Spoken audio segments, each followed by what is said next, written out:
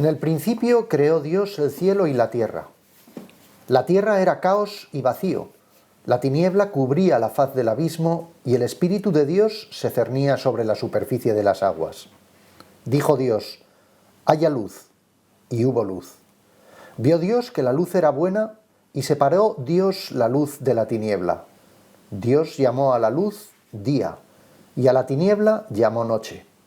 Hubo tarde y hubo mañana, día primero. Dijo Dios: haya un firmamento en medio de las aguas que separe unas aguas de las otras. Dios hizo el firmamento y separó las aguas de debajo del firmamento de las aguas de encima del firmamento. Y así fue. Dios llamó al firmamento cielo. Hubo tarde y hubo mañana, día segundo. Dijo Dios: que se reúnan las aguas de debajo del cielo en un solo lugar y aparezca lo seco. Y así fue. Llamó Dios a lo seco tierra, y a la reunión de aguas la llamó mares. Y vio Dios que era bueno. Dijo Dios: produzca la tierra hierba verde, plantas con semilla y árboles frutales sobre la tierra que den fruto según su especie, con semilla dentro. Y así fue. La tierra produjo hierba verde, plantas con semilla según su especie y árboles que dan fruto con semilla según su especie. Y vio Dios que era bueno. Hubo tarde y hubo mañana, día tercero. Dijo Dios: haya lumbreras en el firmamento del cielo para separar el día de la noche, y que sirvan de señales para las estaciones, los días y los años. Que haya lumbreras en el firmamento del cielo para alumbrar la tierra. Y así fue. Dios hizo las dos grandes lumbreras, la lumbrera mayor para regir el día y la lumbrera menor para regir la noche, y las estrellas. Y Dios las puso en el firmamento de los cielos para alumbrar la tierra, para regir el día y la noche, y para separar la luz de la oscuridad. Y vio Dios que era bueno. Hubo tarde y hubo mañana, día cuarto. Dijo Dios: que las aguas se llenen de seres vivos y que vuelen las aves sobre la tierra surcando el firmamento del cielo. Y Dios creó los grandes cetáceos y todos los seres vivos que serpean y llenan las aguas según su especie, y todas las aves aladas según su especie. Y vio Dios que era bueno, y los bendijo Dios, diciendo: creced, multiplicaos y llenad las aguas de los mares, y que las aves se multipliquen en la tierra. Hubo tarde y hubo mañana, día quinto. Dijo Dios: produzca la tierra seres vivos según su especie, ganados, reptiles y animales salvajes según su especie. Y así fue. Dios hizo los animales salvajes según su especie, los ganados según su especie y todos los reptiles del campo según su especie. Y vio Dios que era bueno. Dijo Dios: hagamos al hombre a nuestra imagen, según nuestra semejanza, que dominen sobre los peces del mar, las aves del cielo, los ganados, sobre todos los animales salvajes y todos los reptiles que se mueven por la tierra. Y creó Dios al hombre a su imagen. A imagen de Dios lo creó, varón y mujer los creó. Y los bendijo Dios, y les dijo: creced, multiplicaos, llenad la tierra y sometedla, dominad sobre los peces del mar, las aves del cielo y todos los animales que reptan por la tierra. Y dijo Dios: he aquí que os he dado todas las plantas portadoras de semilla que hay en toda la superficie de la tierra, y todos los árboles que dan fruto con semilla. Esto os servirá de alimento. A todas las fieras, a todas las aves del cielo y a todos los reptiles de la tierra, a todo ser vivo, la hierba verde les servirá de alimento. Y así fue. Y vio Dios todo lo que había hecho. Y he aquí que era muy bueno. Hubo tarde y hubo mañana, día sexto. Y quedaron concluidos el cielo, la tierra y todo su ornato. Terminó Dios en el séptimo día la obra que había hecho, y descansó en el día séptimo de toda la obra que había hecho.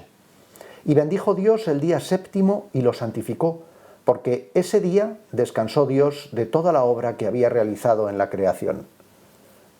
Estos fueron los orígenes del cielo y de la tierra al ser creados. Hola amigos, aquí estamos otra vez con todos vosotros para seguir con nuestro curso de Biblia. Hola José Ignacio. Hola Beatriz. Vamos a ver con qué empezamos hoy. En el último capítulo habíamos hecho un resumen de todo el Antiguo Testamento y decíamos que hoy nos metíamos de lleno ya con la creación. Así que vamos a comenzar con el libro del Génesis. También habíamos dicho que el libro del Génesis está dentro del Pentateuco. ¿Cuándo se escribe el Pentateuco? El Pentateuco se escribe a la vuelta del destierro de Babilonia. ¿Os acordáis del edicto de Ciro que permite que los israelitas vuelvan de Babilonia a Jerusalén? Esto es en el año 538 a.C., siglo VI, pero el texto definitivo queda fijado en la época de Esdras, en el año 400 a.C. Vamos a ver ahora qué significa el Génesis. Génesis es una palabra que significa los orígenes y esto es exactamente lo que nos cuenta el libro del Génesis, los orígenes del mundo, los orígenes del hombre y los orígenes del pueblo de Israel. Con el Génesis comienza la historia de la salvación. El libro del Génesis se divide en dos partes. La primera parte abarca desde la creación del mundo hasta Abraham. Y los acontecimientos que narra están totalmente desconectados de toda precisión temporal o local. Esto quiere decir que no hay tiempo, no sabemos cuándo se creó el mundo, no sabemos cuándo Dios creó al hombre, no lo sabemos, ni tampoco sabemos dónde estaba el jardín del Edén, aunque bueno, sí es cierto que hay personas que ahora dicen que sí se sabe, no se sabe, pero bueno, está desconectado de toda precisión temporal o local. Ellos expresan, estos versículos, estos capítulos primeros, expresan verdades de orden religioso y utilizan un lenguaje simbólico que era muy común en la antigüedad, que es el lenguaje de los mitos. Que no quiere decir que sea mentira lo que cuentan, sino todo lo contrario. El lenguaje de los mitos es un lenguaje que utilizaban para explicar la existencia de dioses, el origen del mundo, el origen del hombre y el actuar de las fuerzas de la naturaleza. Y para nosotros, pues es algo, yo creo, José Ignacio, que como complicado de entender. Claro, mucha gente piensa que lo que ha ocurrido con el texto bíblico es que ha quedado superado, cuando en realidad refleja al hombre de aquel tiempo, refleja la mentalidad de aquel tiempo. La mentalidad de aquel tiempo. Y no quiere decir que lo que cuenta sean historias falsas, sino que tienen una forma de contar pues que hoy en día no entendemos, el lenguaje de los mitos. Y después hay una segunda parte que comienza ya con Abraham, y ya sí tenemos una precisión local que sale de Ur de los Caldeos y temporal. Estamos ya en el siglo 8 a.C. y termina con la muerte de José en Egipto. Y si queréis, nos metemos ahora ya de lleno con el primer relato de la creación. Beatriz, ¿hay dos relatos de la creación? Dos relatos de la creación. Sí, en el mismo texto, en el Génesis, ¿podemos hablar de dos relatos? Podemos hablar de dos relatos. Fíjate, José Ignacio, que el primer relato se escribió más tarde que el segundo, es decir, el segundo relato es más antiguo.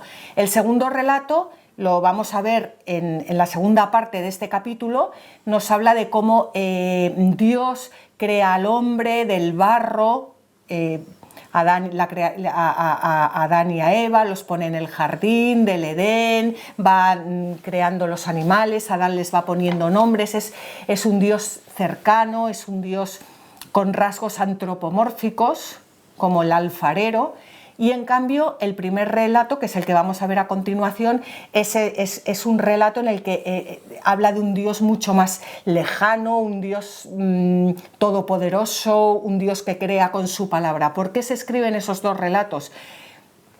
Pues en principio se escribió el segundo relato, que era el que tenía el pueblo de Israel. Cuando el pueblo de Israel es exiliado a Babilonia, ¿qué les ocurre a los israelitas? Que llegan allí y se encuentran con unos templos impresionantes, los zigurat, dedicados al dios Marduk, a la diosa Sin, bueno, a una serie de dioses. Entonces ellos, que creían que su templo de Jerusalén era el no va más y no concebían otro templo mejor ni otro Dios mejor que el suyo, llegan allí y ven, bueno, pues esa barbaridad de riqueza, y digamos que es como, ¿sabes? Pues como cuando una persona de pueblo, con mucha honra, que yo soy de pueblo, llega a la gran ciudad por primera vez en su vida, pues a estos les pasó un poco lo mismo.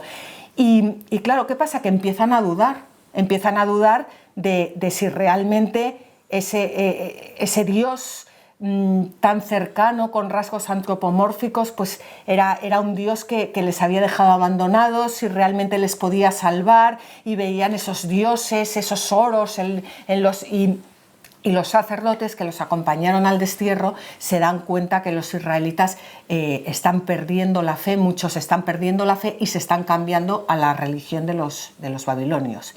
Y entonces componen este primer relato, que vemos que es un Dios todopoderoso, que crea con su palabra.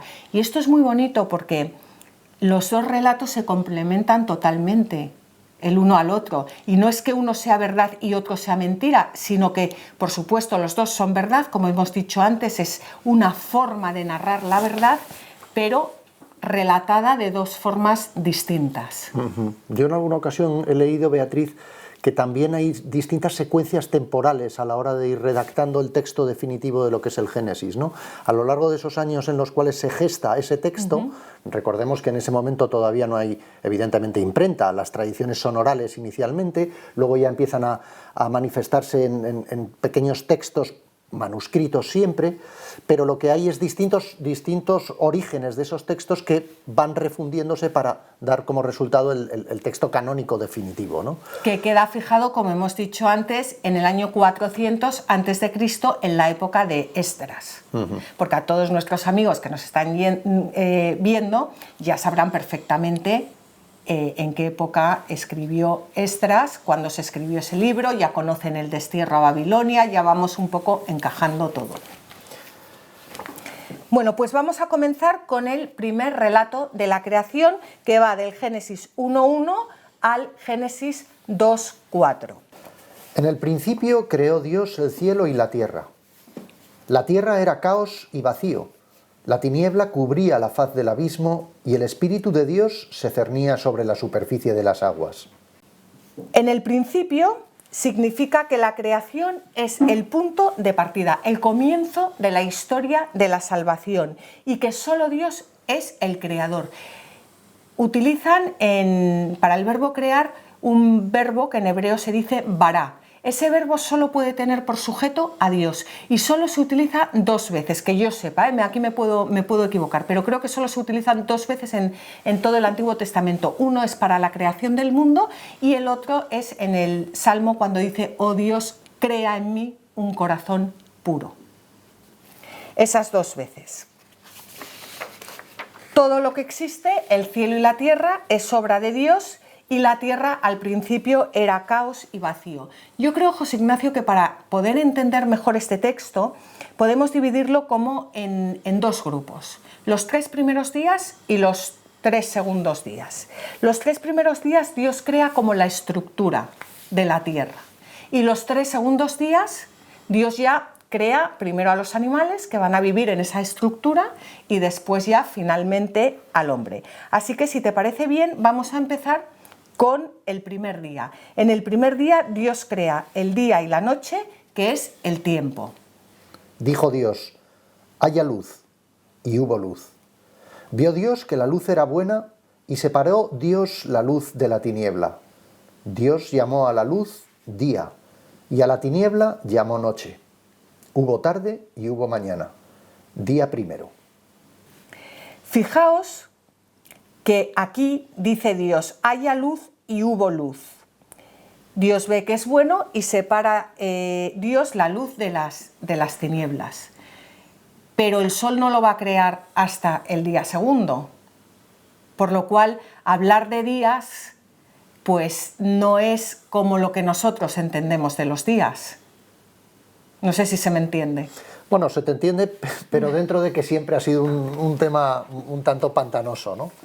En todo caso, vamos con la explicación para tratar de llegar a alguna luz nosotros. Bea? Bueno, pues hablando de luz, la luz se considera una realidad en sí misma, prescindiendo, por supuesto, del hecho que acabamos de decir de que la luz se va a crear al día siguiente, en el segundo día. Vamos a ver lo que nos dice San Juan en su Evangelio.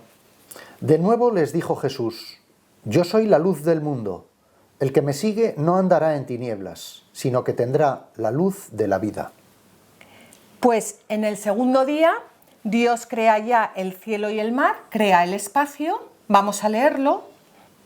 Dijo Dios: haya un firmamento en medio de las aguas que separe unas aguas de las otras. Dios hizo el firmamento y separó las aguas de debajo del firmamento de las aguas de encima del firmamento. Y así fue.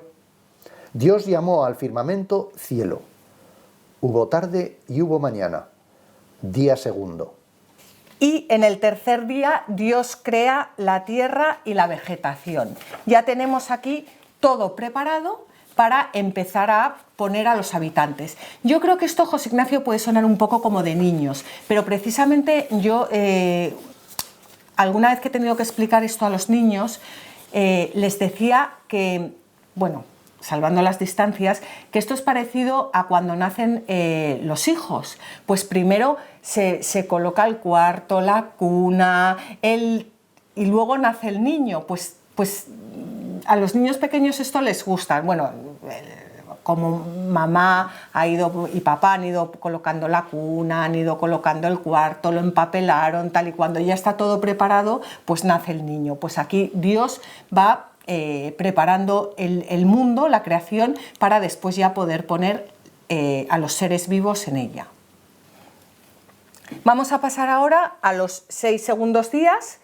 En el cuarto día Dios crea el sol para gobernar el día y la luna y las estrellas para brillar en la noche. Dijo Dios: haya lumbreras en el firmamento del cielo para separar el día de la noche, y que sirvan de señales para las estaciones, los días y los años.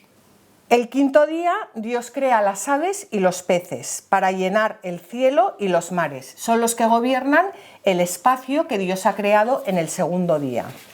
Dijo Dios: que las aguas se llenen de seres vivos y que vuelen las aves sobre la tierra surcando el firmamento del cielo. El sexto día Dios crea las bestias del campo y al final los seres humanos para que vivan en una tierra dotada de vegetación, que son los que gobiernan la tierra. Dijo Dios: produzca la tierra seres vivos según su especie, ganados, reptiles y animales salvajes según su especie.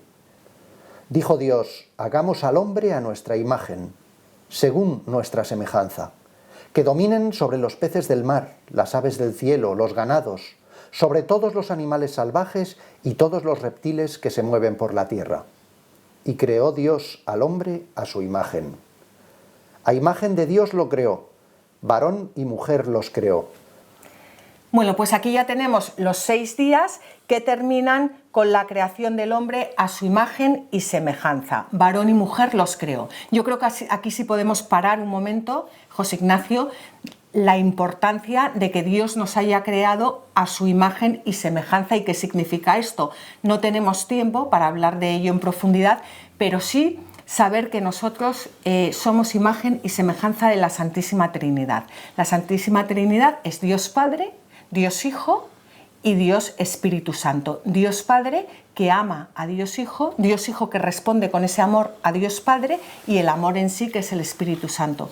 Por eso el hombre encuentra la felicidad cuando realmente actúa a imagen y semejanza de Dios, cuando ama y es amado. A mí me parece, Bea, y lo planteo no tanto para detectar una contradicción como para tenerla presente, ¿no? Simplemente, pero a mí me parece que el tema de la imagen y semejanza viene a decirnos que hay una diferencia entre el resto de la creación, sea la creación sin vida o sea la creación con vida, los animales, las plantas, pero hay una diferencia entre esa creación y el hombre.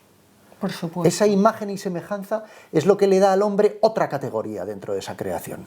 Luego, o a lo largo de todas las explicaciones que pretendemos dar en este programa, nos vamos a encontrar con cuáles son esas diferencias, pero es una diferencia de categoría verdaderamente potente, ¿no? Claro, y por supuesto de ahí la dignidad del hombre, de la que nos habla el Catecismo de la Iglesia Católica en el punto 357, que si quieres puedes leer. Por haber sido hecho a imagen de Dios, el ser humano tiene la dignidad de persona. No es solamente algo, sino alguien. Es capaz de conocerse, de poseerse y de darse libremente y entrar en comunión con otras personas. Y es llamado por la gracia a una alianza con su Creador, a ofrecerle una respuesta de fe y de amor que ningún otro ser puede dar en su lugar. Bueno, pues eso es lo que estabas comentando. De ahí la importancia tantas veces de dar a conocer a Dios a las personas, porque no hay nada que nos pueda saciar como el amor de Dios.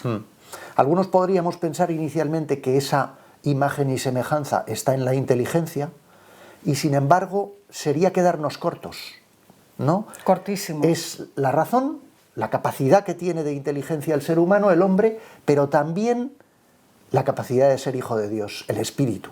Por supuesto, por supuesto. Es que es una maravilla. Y aquí, bueno, antes de continuar, vamos a leer, si quieres, un texto de San Agustín que también nos habla de la necesidad que tenemos de entrar en comunión con Dios. El hombre está hecho para vivir en comunión con Dios, en quien encuentra su dicha. Cuando yo me adhiera a ti con todo mi ser, no habrá ya para mí penas ni pruebas, y mi vida, toda llena de ti, será plena. Pues eso es.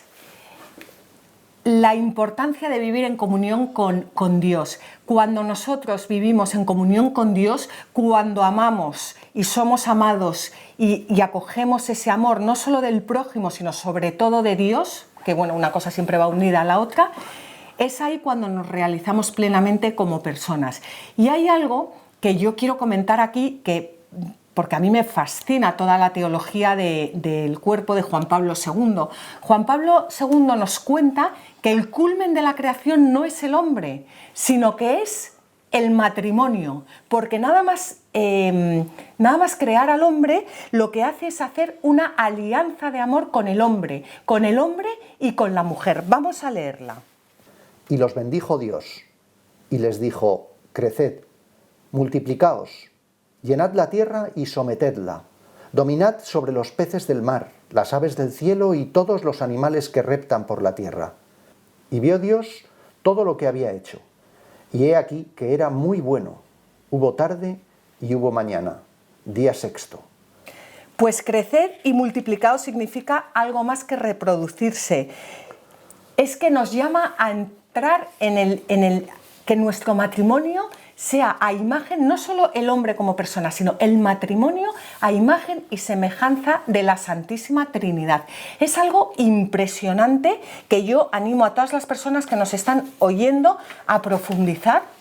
Y si queréis profundizar en ello, hay unos vídeos en internet y también en Mater Mundi de unos testimonios de José Luis y Magui, que están haciendo una labor impresionante con matrimonios y hablan muchísimo de todo esto y de la teología de Juan Pablo II, que os animo a todos a que veáis. El culmen no es la creación del hombre y la mujer, sino el matrimonio. Eso es lo que culmina realmente la creación del hombre y la mujer. Y aquí no podemos pararnos más, pero me encantaría hacerlo.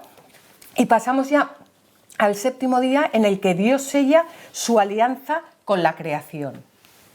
Y quedaron concluidos el cielo, la tierra y todo su ornato. Terminó Dios en el séptimo día la obra que había hecho, y descansó en el día séptimo de toda la obra que había hecho.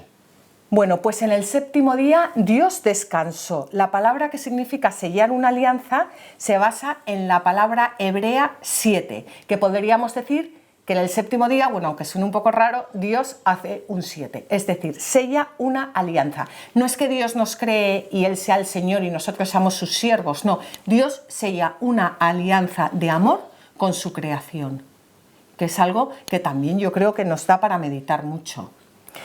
Y Toda la creación, por lo tanto, es un gran templo para dar culto y para alabar a Dios, que eso es también algo muy importante y yo creo que la base pues, de cualquier diálogo que podamos tener pues, para cuidar la creación y para cuidar, pues toda la creación es un gran templo para dar culto y alabar a Dios, que es además para lo que nos crea.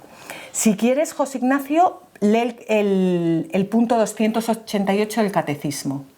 Así, la revelación de la creación es inseparable de la revelación y de la realización de la alianza del Dios único con su pueblo.